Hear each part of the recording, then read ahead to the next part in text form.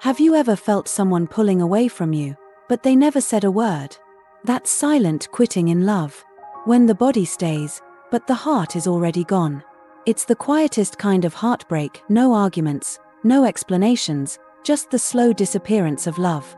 And somehow, that silence hurts more than words ever could. Most relationships don't end with shouting, arguments, or dramatic scenes. They end quietly. One person slowly leaves emotionally long before they leave physically. And maybe you've lived this, lying next to someone yet feeling miles apart. Smiling together in public, but crying in private because you can feel the love fading. Silent quitting is the hidden breakup. And today, we're going to explore it deeply through psychology, through spirituality, and through the practical steps of how to recognize it, prevent it, and heal from it. Silent quitting begins softly, almost invisibly. At first, everything looks normal. The routines are still there. You still spend time together, you still laugh at the little things, you still send the messages or make the calls. On the surface, nothing seems broken. But underneath, something shifts. The conversations lose depth. The spark in the eyes begins to dim. Intimacy, whether it's emotional, physical, or even just the simple joy of being together, starts to fade into absence. One day, you realize you're with someone who is still sitting beside you, still answering your words, but their soul has already stepped away. And this doesn't only happen in marriages, or in long-term commitments with kids, bills, and responsibilities. It can happen in any connection, in young love, in casual dating, even in friendships. Silent quitting is not about the length of time you've been together. It's about the moment one heart decides to stop showing up, while still pretending to stay. Psychologist John Gottman, who studied couples for decades, discovered that relationships don't usually end because of too much conflict. They end because of emotional disengagement. When partners stop trying to repair, stop reaching out, stop caring, the relationship begins to die in silence.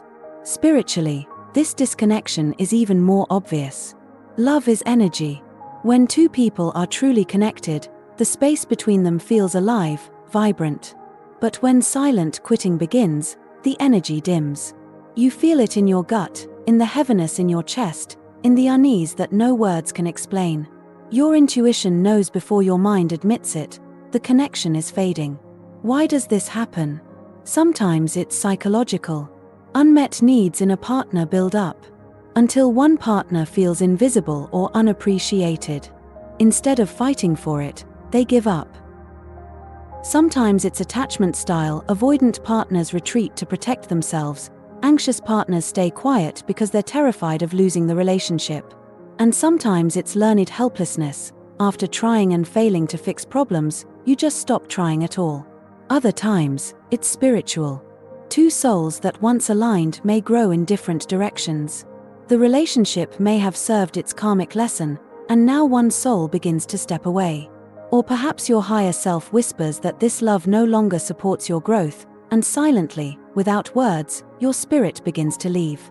This is why silent quitting feels so confusing, because it can happen without anger, without betrayal, without any clear reason. It's not always about blame. It's about disconnection, emotional, psychological, and spiritual. What does it feel like to be in a relationship where one partner has silently quit? It feels like loneliness inside of togetherness. You share a bed, but not a heart. You talk, but you're not heard. You laugh, but it feels forced. Psychologically, silent quitting creates a deep sadness and a constant undercurrent of anxiety. It's the pain of lying next to someone and feeling completely alone. It's the long nights staring at the ceiling, wondering why you no longer feel seen or wanted.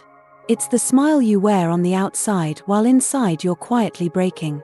Spiritually, it feels like your soul is starving. You crave connection, warmth, presence, but what you get is emptiness. It's like reaching out in the dark, hoping for a hand, and finding only air. You long for closeness, but instead you feel a wall you cannot see. That ache becomes a hunger not for food, but for love, attention, and the simple proof that you still matter. And if you're the one who has silently quit, the pain is different but just as heavy. You feel like you're wearing a mask every day, pretending to be present when your heart has already gone missing. You go through the motions, smiling, nodding, maybe even saying I love you, but inside, there is a quiet emptiness, a growing distance between who you are and the role you're still playing.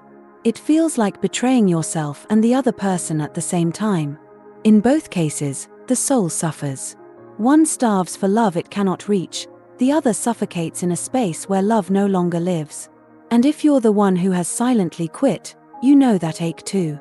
It's the heaviness of staying in a place where your heart no longer lives. You wake up every day knowing your body is here, but your spirit has already left. You laugh, but it feels hollow. You say I'm fine, but deep down, you know you're not. Silent quitting is cruel in this way. It leaves both people starving, one for love they're not receiving, and the other for freedom they're too afraid to claim. Before we go deeper, let me pause. If this resonates with you, take a moment to like this video. It helps others who are silently suffering find this message. And if you want to keep exploring the mysteries of love, subscribe and join our journey. You don't have to walk this path alone. Silent quitting doesn't happen overnight. It begins with small cracks.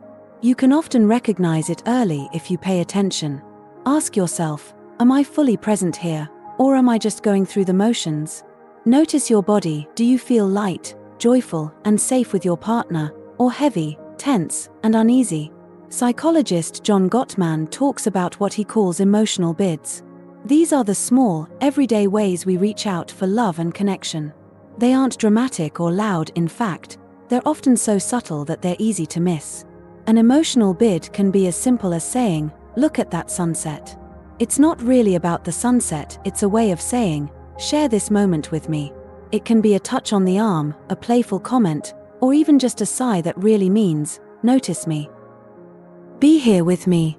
When these bids are answered with a smile, a nod, a word, or even just eye contact, the relationship grows stronger. Each little response is like putting a coin into the emotional bank account of love. But when these bids are ignored, dismissed, or rejected, something breaks. Not all at once, but slowly, over time. One ignored bid becomes 2, then 10, then 100. Until finally, one partner gives up reaching out altogether. That's when silent quitting begins. Not in the big fights, but in those tiny, invisible moments when someone says, "See me, feel me, hear me," and the other person doesn't respond. Spiritually, your intuition will pick up on this long before your mind does. You'll feel your partner's energy shift, like a light dimming in the room. Sometimes you'll sense a wall between you that wasn't there before. You might even dream of separation before it happens. Because both the body and the soul always whisper before they scream. The good news is that silent quitting doesn't always mean the end. If you catch it early, there are ways to prevent it. Love doesn't need grand gestures, it needs daily presence. Repair after conflicts. Don't let wounds stay open. Make time for relationship check-ins, honest, distraction-free conversations about how you're really doing. Rebuild intimacy through small rituals, a kiss before leaving, holding hands, eye contact at the end of the day.